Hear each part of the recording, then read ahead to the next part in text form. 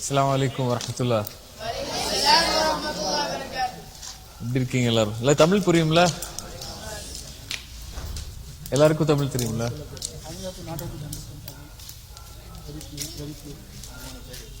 Somebody can translate them, right?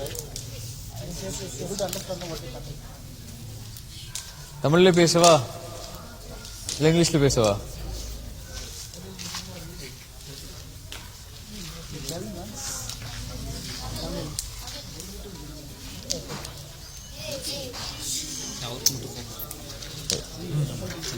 ஹாப்பியா எல்லாருக்கும்? அல்ஹம்துலில்லாஹ். சாட்டிஸ்ஃபைடா? இன்னும் கொஞ்ச நாள் இருக்கலாம் தோணுதா? இல்ல ஊருக்கு போகணும்னு தோணுதா?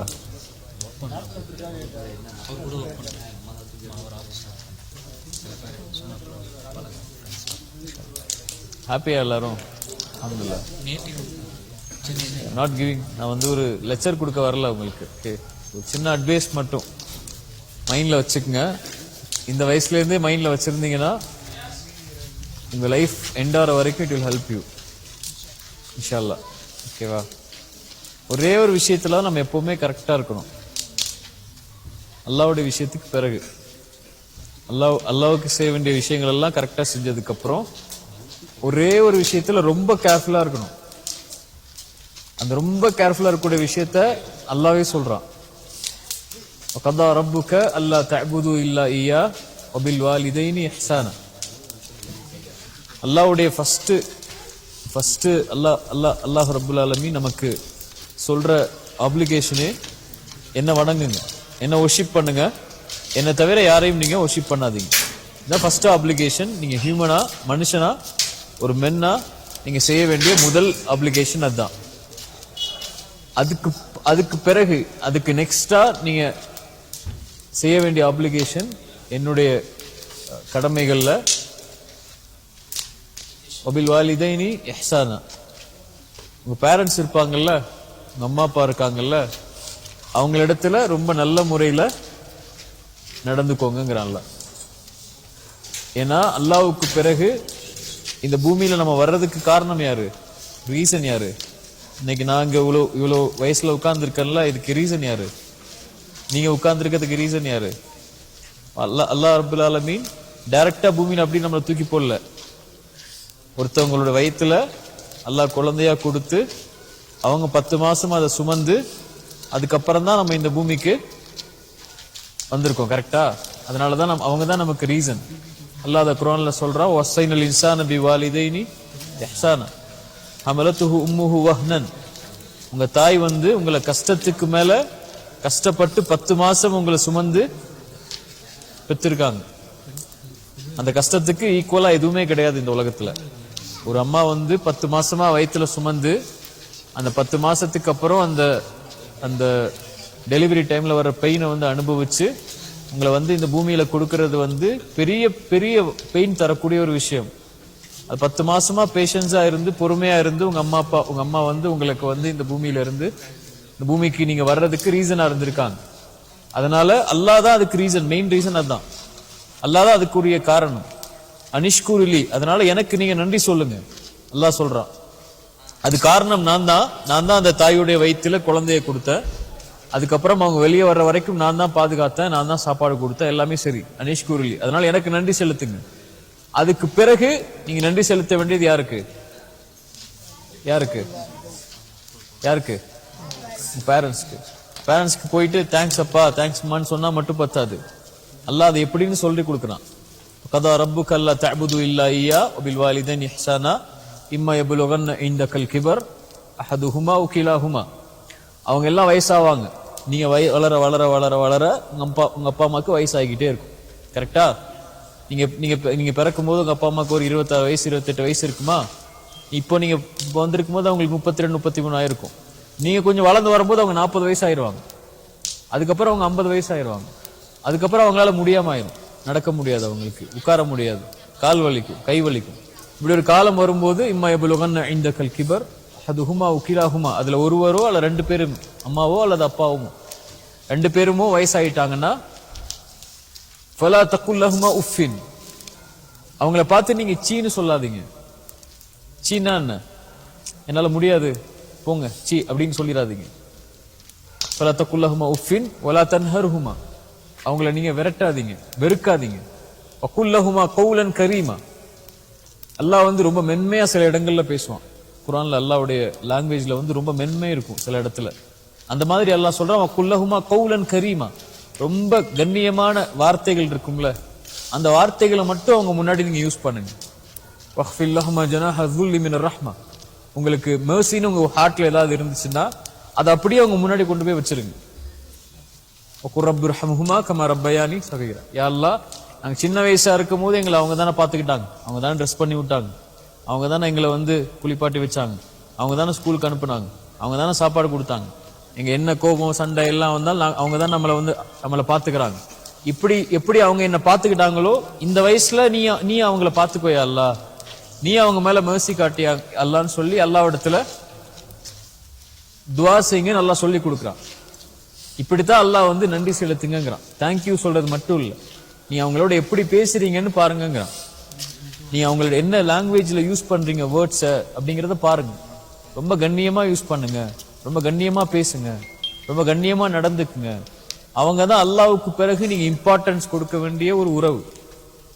அல்லாஹ்வுக்கு பிறகு ரொம்ப இம்பார்ட்டன்ஸ் கொடுக்க வேண்டிய ஒரு ரிலேஷன்ஷிப்னா இந்த உலகத்திலேயே யார் தான்? பேரண்ட்ஸ் தான்.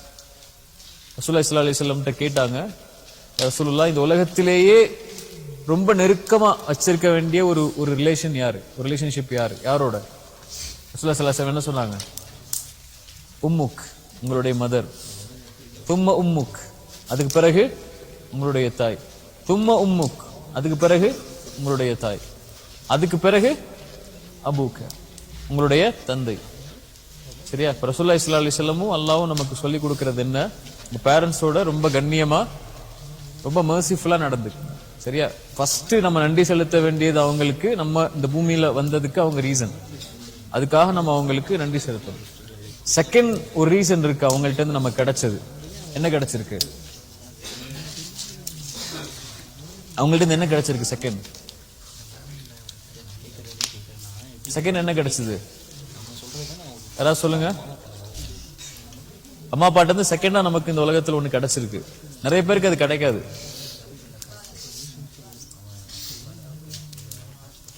என்ன கிடைச்சது? இந்த ஃபெய்த். ரசூலுல்லாஹி ஸல்லல்லாஹு அலைஹி வஸல்லம் சொன்னாங்க, எல்லா குழந்தையும் அல் ஃபித்ரா, இயற்கையா தான் பிறக்குது, முஸ்லீமா தான் பிறக்குது, அல்லாஹ் ஒருவனா மட்டும் வணங்குறதுக்கு தான் பிறக்குது. கிறிஸ்டினாவோ ஜீவாவோ எந்த குழந்தையும் பிறக்கிறது இல்லை. யார் மாத்திரா? அவங்களுடைய பேரண்ட்ஸ் தான் மாத்திடுறாங்க. ஜீவாவோ கிறிஸ்டினாவோ அல்லது வேற ரிலீஜனை ஃபாலோ பண்றாங்களாவோ. நம்மளை எதா ஆக்கியிருக்காங்க? அவங்க முஸ்லீமா ஆக்கியிருக்காங்க. யார் மூலியமா? அல்லாஹ்வுடைய ஹிதாயத் மூலியமா நம்மள முஸ்லீமா ஆக்கியிருக்காங்க. இந்த உலகத்துல நம்ம அம்மா அப்பாவுக்கு எதுக்கு நன்றி செலுத்தினாலும் செலுத்தாட்டாலும் பிரச்சனை இல்லை. ஆனா இந்த ஒரு விஷயத்துக்கு நன்றி செலுத்தாம இருந்தா அதை விட பெரிய ஒரு நஷ்டம் இல்லை. நீங்க வாழ்க்கை ஃபுல்லா சுஜூது செஞ்சு அல்லாஹ்வுக்கு நன்றி சொன்னாலும் இந்த ஒரு நன்றிக்கு ஈடாகாது.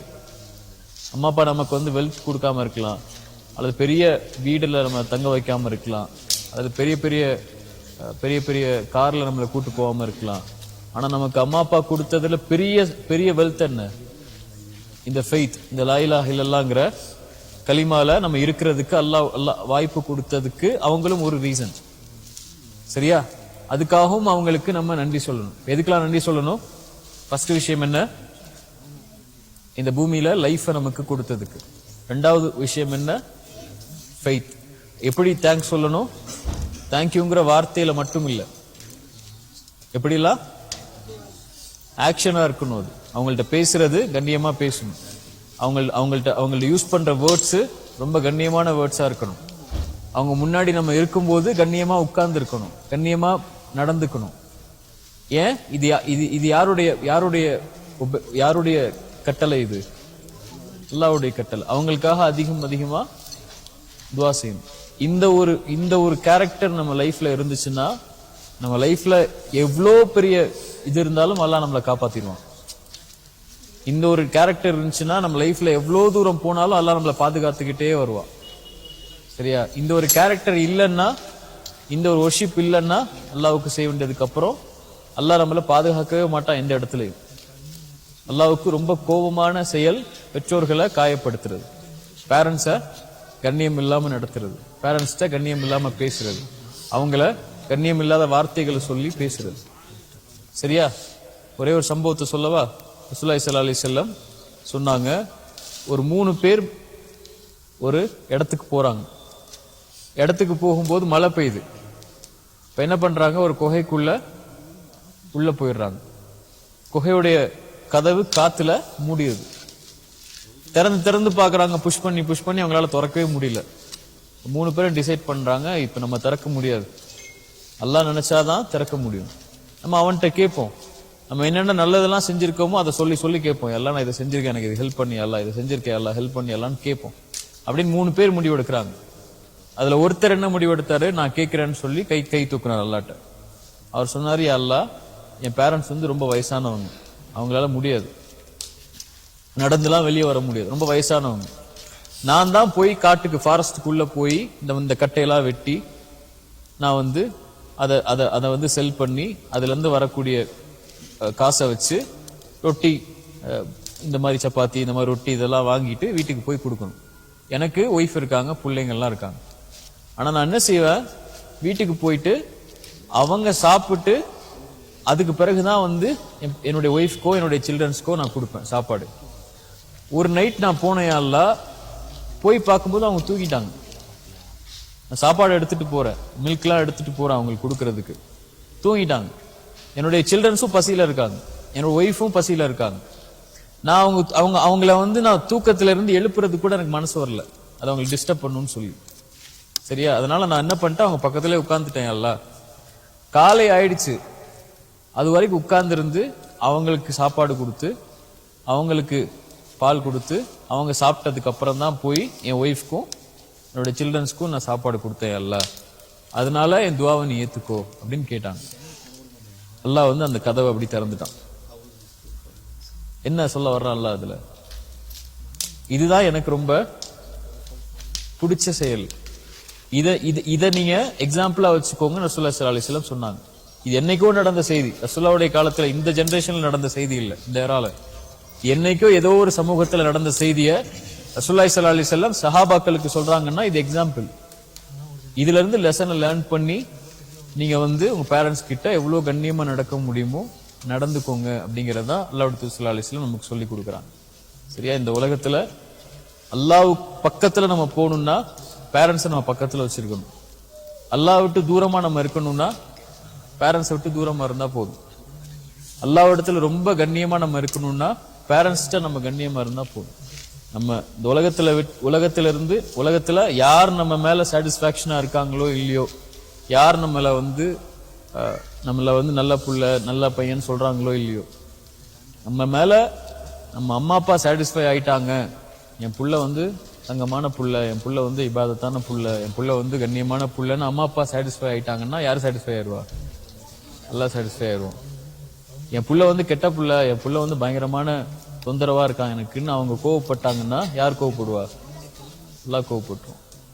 சரியா? இப்ப நம்ம எவ்வளோ மர்சிஃபுல்லா, எவ்வளோ கண்ணியமா, எவ்வளோ நம்ம வந்து சந்தோஷமா அவங்கள வந்து இருக்கும்போது பாத்துக்கணுமோ நம்ம அவங்கள நன்றியோட பாத்துக்கணும். சரியா? இனிமே வந்து நம்ம பேரண்ட்ஸ்ட பேசும்போது எப்படிதான் பேசணும்? பணிவுங்கிற தலையை குனிஞ்சிட்டு பேசுறது இல்ல, வேர்ட்ஸ்ல ரொம்ப கண்ணியமா பேசணும். நம்ம வேர்ட்ஸ் வந்து அவங்கள ஹர்ட் ஆகிடக்கூடாது. நம்ம சொல்ற வார்த்தை வந்து அவங்களுடைய ஐஸ்ல இருந்து டியர்ஸ் வர்றதுக்கு காரணமாயிடக்கூடாது. நம்ம சொல்லி அவங்க வந்து கஷ்டப்பட்டுறக்கூடாது. அவங்களுக்கு ஆப்போசிட்டா நம்ம ஒரு விஷயத்த இஸ்லாம்ல இல்ல, இஸ்லாமை தவிர அவங்க தொழக்கூடாதுன்னு சொன்னா நம்ம கேட்க கூடாது. அவங்க வந்து ஜக்காத் கொடுக்க கூடாதுன்னு சொன்னா நம்ம கேட்க கூடாது. நீ இஸ்லாமை ஃபாலோ பண்ணக்கூடாதுன்னு சொன்னா அவங்க நம்ம கேட்க கூடாது. நம்ம அதுல அவங்களுக்கு ஒபே பண்ண வேண்டிய அவசியம் இல்லை. எதுல ஒபே பண்ணணும்? வேர்ல்ட்லி திங்ஸ் இருக்குல்ல, இதை செய்யாத உனக்கு நல்லது இல்லைன்னு அவங்க சொல்றாங்கன்னா நம்மளை பெத்தவங்க நல்லதான் சொல்லுவாங்க அப்படிங்கிற ஒரு கண்ணியமான பேச்சு, கண்ணியமான எண்ணத்துல நம்ம அவங்கள ஒபே பண்ணணும். இப்படி இருந்தோம்னா அல்லாஹ்வுடைய பாதுகாப்புல நம்ம இருப்போம். இந்த கேரக்டரை நம்ம கடைபிடிச்சு வந்தோம்னா நமக்கு ஒரு புள்ள பிறப்பாங்கல்ல, அவங்க வந்து நம்மள்ட்ட அப்படி நடந்துப்பாங்க.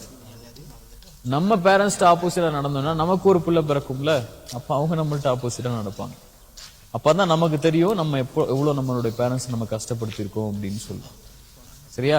இந்த லைஃப்ல நீங்க எவ்வளோ தூரம் ஜேர்னி பண்ணாலும், எவ்வளோ தூரம் நீங்க வந்து ஒரு விக்டரி பாத்துல நீங்க போனாலும், இந்த ஒரு விஷயத்த மனசுல வச்சிருந்தீங்கன்னா இது என்னைக்குமே உங்களுக்கு வந்து சப்போர்ட் பண்ணும். அவங்க கையேந்தி எல்லாம் என் புள்ள நல்லா இருக்கட்டும் அப்படின்னு துவா செஞ்சா போதும் எல்லாம் ஏத்துப்பான். சரியா? அது வந்து பெரிய விஷயமா இருக்கும் அல்லாஹ்விடத்துல. இருப்போமா இனிமே இன்ஷா அல்லாஹ்? ரொம்ப கண்ணியமா நடந்துப்புமா? நம்ம ஊருக்கு போனோன்னையோ அல்லது இப்போ நம்ம வந்து செய்ய வேண்டிய முதல் விஷயம் அவங்கள்ட்ட வந்து ஃபர்கிவ்னஸ் கேட்கணும்.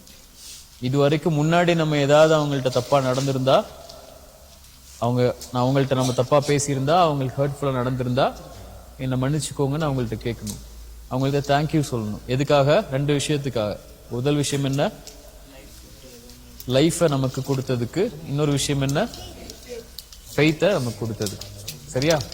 ஜஸாக்குமுல்லாஹ். அஸ்ஸலாமு அலைக்கும் வரஹ்மத்துல்லாஹ்.